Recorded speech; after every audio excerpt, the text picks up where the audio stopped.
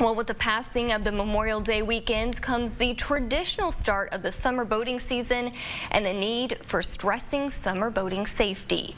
East Texas News Weekend's Bob Hallmark has more on how instructors are teaching the next generation.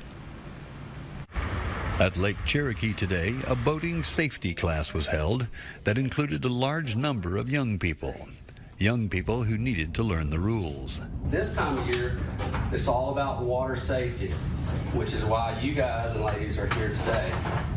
Every summer, unfortunately, part of this job is we're looking for folks on the bottom of the lake. We don't want that this summer.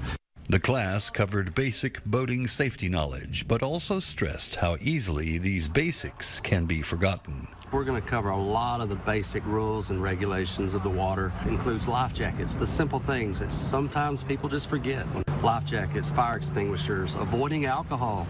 The importance of these classes is to keep game wardens from doing invariably what they have to do: investigate tragedies. The class stressed common sense should be practiced.